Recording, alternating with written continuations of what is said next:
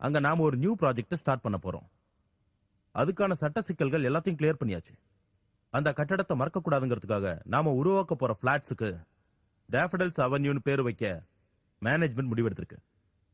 Our work schedule is going to start on 15th September. That's all for now.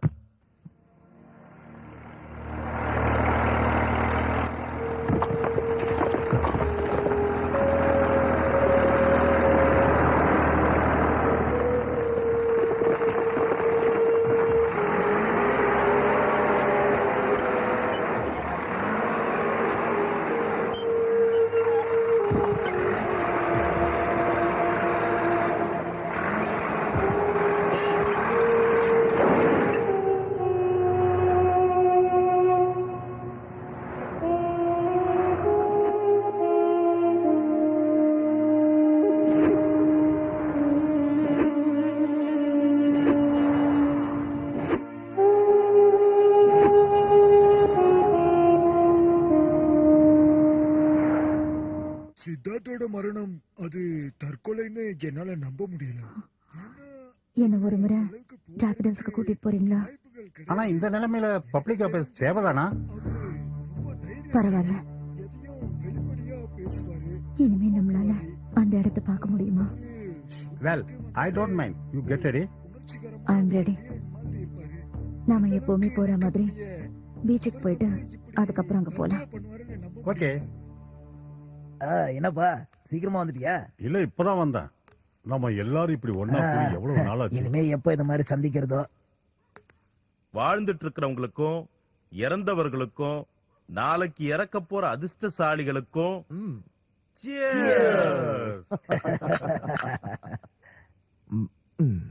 வெறும் 2 நாள் தான் இருக்கும். உழவர்கங்கள திரைக்கதைய சித்த இங்கதான் உட்கார்ந்து எழுதுனா. அன்னைக்கு கஞ்சாவோட சப்ளை பாபு கையில.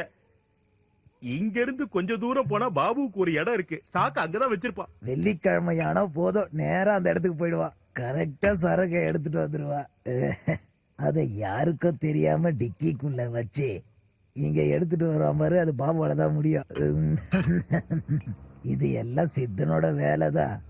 அடிக்கடி கடவுள சித்த வருவான், சாப்பாடு கேட்பான், நல்ல சிரிப்பான், அப்புறம் வருத்தப்படுவான். நான் ரொம்ப ஆசைப்பட்டுதான் உங்க எல்லாரையும் விட்டுட்டு இங்க வந்தேன்.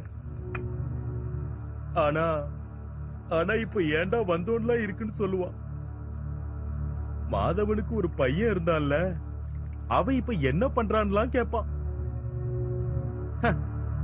ஒருவேளை இதெல்லாம் பிரம்மையா இருக்கலாம். நான் எடுத்த படங்கள்ல சித்தனோட படத்துக்கு சில வித்தியாசங்கள் இருக்கு. ஏதோ ஒரு டெப்த் அவன் படங்கள்ல மட்டும். நாம எடுக்கிற இந்த கமர்ஷியல் படங்களை எல்லாம் விட கொஞ்சம் வித்தியாசம். அவரது எப்பயுமே வித்தியாசமா தான் இருக்கும். But you was very abnormal. ஐயா, என்னை பொறுத்த வரைக்கும் எல்லாம் அவரோட ஒரு ஸ்டைல் தான். He was the stylish the showman. வண்டுகள்லாம் சேர்ந்துக்கிட்டு ஒரே தோட்டத்துக்குலாம் சுத்திட்டு இருக்குன்னா சும்மாவா யோசி. அவன் மேல இந்த அளவுக்கு பொறாம இருக்குன்னா இந்த ஒரு விஷயத்துல தானே.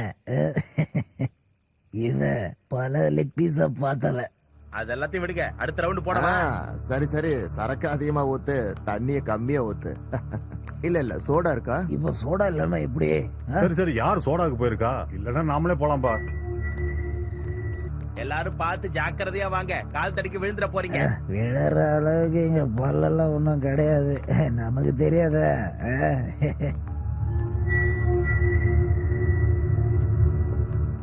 அந்த விளக்க கொஞ்சம் இப்படி திருப்புங்க.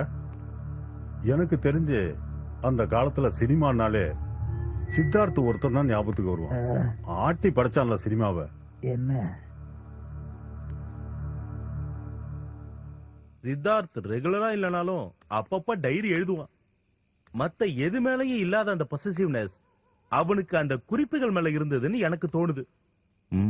நம்மளோட எல்லாம் பேசும்போது விளையாட்டுகள், தமாஷு, சிரிப்புகளா இருந்தாலும் சித்தார்த்தோட ஆழ் மனசுல என்ன இருக்குன்னு யாராவது கவனிச்சிருப்பாங்களான்னா எனக்கு டவுட் தான். அவரை சுத்தி ஒரு வட்டத்தையே போட்டு வச்சிருந்தாரு. ஆனா ஆனா அப்படி இருக்குங்கிற ஒரு ஃபீலிங் நமக்கு வராத பாத்துக்கிட்டாரு. அதுதான் அவரோட பிரில்லியன்சி. அந்த டைரி குறிப்புல இருக்கிறதெல்லாம் சித்தார்த்தோட ரகசியங்களோட குறிப்பா இருக்கும்னு எனக்கு தோணுது. சாகரத்துக்கு முன்னாடி அதை அழிச்சதுக்கான காரணம் மத்த யாரும் அதை தெரிஞ்சுக்க கூடாதுங்கிறதுக்காக தான். என்ன சொல்றீங்க? அழிச்சிட்டாருன்னு நம்மளால சொல்ல முடியாது. அது மிஸ் ஆயிருக்கலாம். போலீஸ்காரங்க துப்பு தொலைக்கிறதுக்காக அந்த டைரியை தேடி பார்த்திருக்காங்க.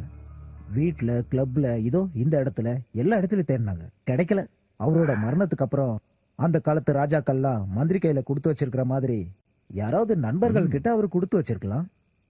எப்படி இருந்தாலும் மாதவன் வீட்டுல அது இல்ல, எனக்கு நல்லா தெரியும். ஏன்னா கடைசி காலத்துல அவங்க 2 பேர் பிரிஞ்சுட்டாங்க. என்னப்பா இது, நீங்க ஒரு கவிஞர் ஆனதே இன்வெஸ்டிகேட்டர் ஜேர்னலிஸ்டுக்கு ஒரு நஷ்டம் தான். ஏன்னா பெரிய இன்வெஸ்டிகேட்டர் ஆகிற தகுதி உங்களுக்கு இருக்குது. ஏதோ ஒரு பாட்டை பாடு பாலா. பாடு. பாடுங்க. பாடு பாலா ப்ளீஸ். ஜோசப், ஞாபகங்கள் என்றுமே மறைவதில்லை. கடைசி மூச்சு இருக்கும் வரை அது தீராது. ஆழ்ந்த உறக்கத்திலும் கேட்டுக்கொண்டே இருக்கும் அவன் குரல். உன்னுடைய நட்சத்திரம் உதிக்கும் நேரம் இது.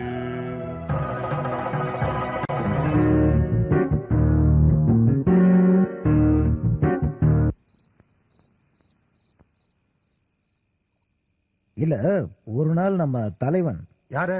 அதான் நம்மால் தான்பா, நம்ம நாயகன், நம்மளோட நம்மளோட சித்தார்த்தன். நம்ம சித்தார்த்தன், நம்ம சித்தன் ஒரு முறை நம்ம கவி சுள்ளிகரனை பத்தி கேட்டாரு. நம்ம கவி வந்தாரா? எந்த கவி? சொல்லியா? நம்ம சொல்லி கவிதான். வரலையா? வரலையே. நீங்க எங்க இருந்து வரீங்க? நான் அப்படியே ஸ்பாட்ல இருந்து வந்துட்டேன். ஐயோ பாவம்.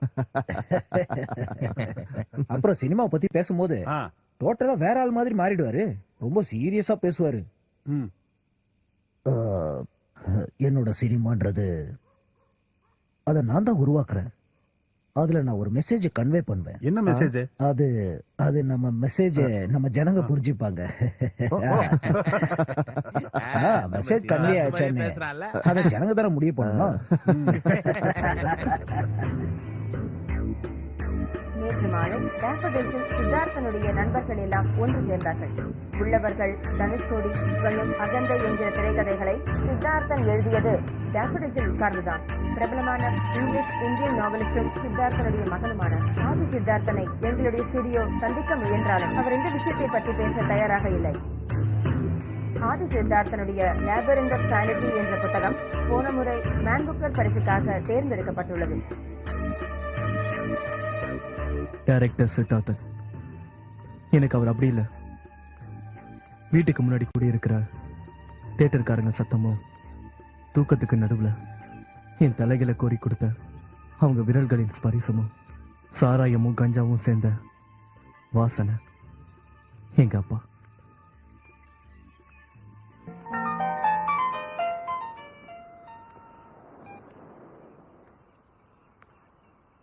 எங்க இருக்க? என்ன பார்க்க வரதுக்கு உனக்கு எதுக்கு பத்மா லக்கேஜ்லாம்? Travel light. இங்க துணிக்கெல்லாம் வேலையே இல்ல. உங்களை மாத்தவே முடியாது. எப்ப பார்த்தாலும் அதே நினைப்புதானா? அதெல்லாம் விடு, சீக்கிரம் வா. ஓகே.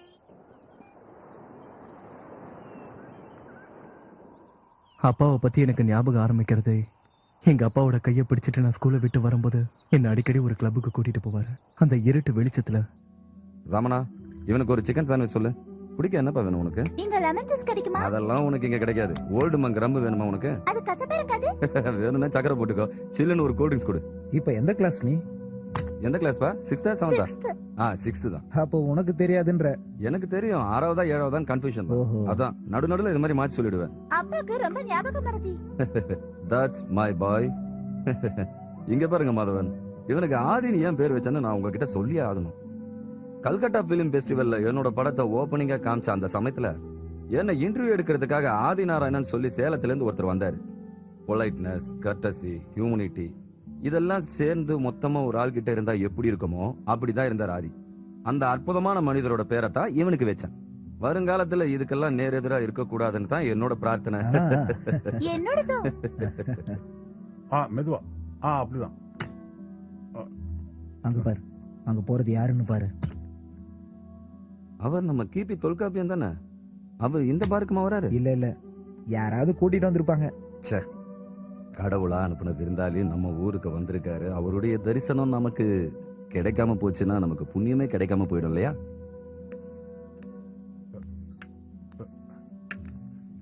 நான் பார்த்தேன். ஏதோ சீரியஸ் டிஸ்கஷன் இருக்குன்னு தான் நான் அந்த பக்கம் வரவே இல்லை. பாருக்குள்ள என்ன சீரியஸ் டிஸ்கஷன் இருக்க போகுது? நாம பார்த்து எவ்வளவு நாளாச்சு? என் ஞாபகம் சரியா இருந்தா கொச்சின்ல ஒரு ஓல்கா பார்ல என் கண்ணில் படாம ஒளிஞ்சுக்கிட்டு கிச்சன் பக்கமா ஓடி போயிட்டீங்க. அங்கதான் நான் உன்னை கடைசியா பார்த்தேன்.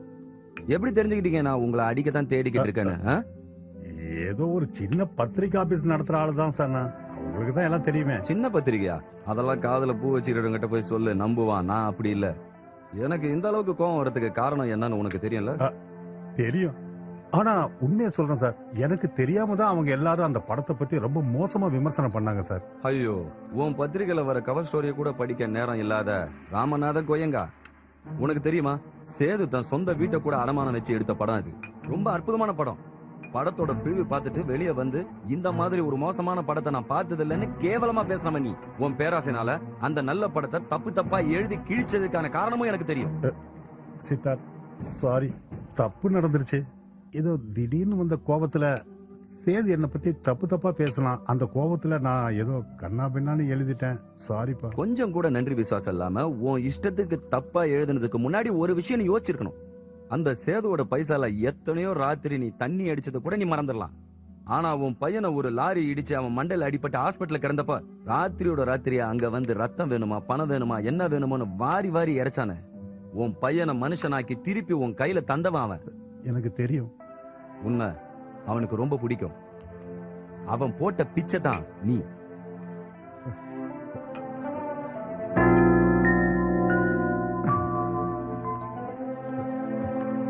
ரமணா, என்னன்னு ஊத்து.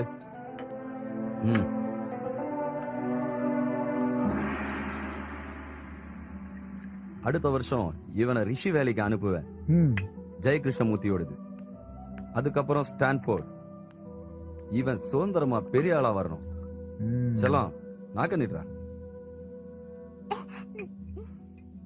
இத வேற யாரும் அவனுக்கு கத்து கொடுக்க வேண்டாம். இவனுக்கு அக்ஷராபியாசம் பண்ண கூட என்னால முடியல.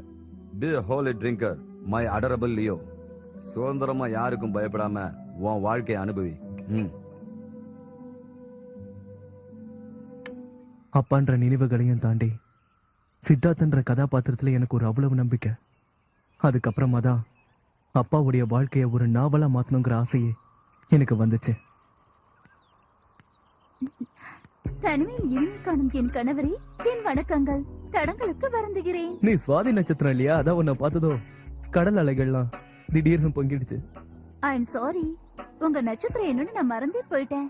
அதுவும் இல்லாம எனக்கு சினிமா டயலாக் எல்லாம் பேச வராது. என்ன கதாசிரியரே, கதெல்லாம் முடிஞ்சிருச்சா? ஒரு வரி கூட விடாம எல்லாத்தையும் முடிச்சிட்டேன். நீ என் பக்கத்துல இருந்தா ஒரு வேலையும் நடக்காதுங்கிறதுக்காக தான் உன்னை அங்கேயே விட்டுட்டு நான் இங்க தனியா வந்தேன். Hi Julia. Hi Aadhi. Hey, forgot to thank you for yesterday's dinner. Don't be so formal, Julia. Julia, this is Padma. Hi. Padma, this is Julie. Hi, this is your girlfriend? No, she is my wife. God, you married already? I'm afraid I am. Okay, bye. Thank you. Well, see you. Bye. அப்ப நீங்க தனியா இல்ல? Hey, இவ ஒரு local German. இவளுக்கெல்லாம் ஆள் இருக்காமா? அதோ அந்த காட்டேஜ் நம்பர் 303ல மொரோக்கன் முஸ்லிம் ஷாஹித் ஷாதா. அவங்க பாக்குறதுக்கு ஸ்மிதா பார்ட்டில் மாதிரி இருப்பாங்க. பாக்குறியா? ஒண்ணு தேவையில்லை. என்ன விட பெரிய அழகியா? கண்டிப்பா. உங்களை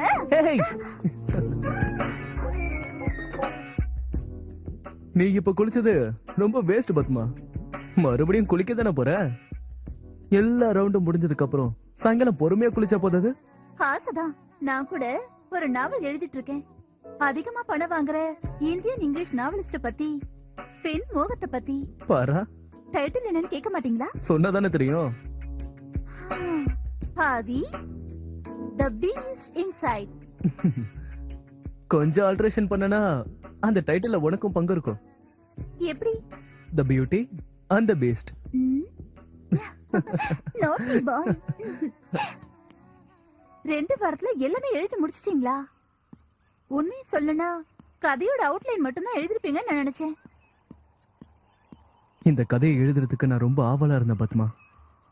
நான் உன்கிட்ட சொன்னதில்ல, இந்த கதையோட நாயகன் எங்க அப்பா, கதாபாத்திரங்கள் எங்க அப்பா வாழ்க்கையில வந்த பெண்கள். ஆதி, do you have any idea what you're trying to do? பெத்த அப்பாவை பத்தி இதெல்லாம் ஊர் உலகத்துக்கு சொல்ற விஷயமா?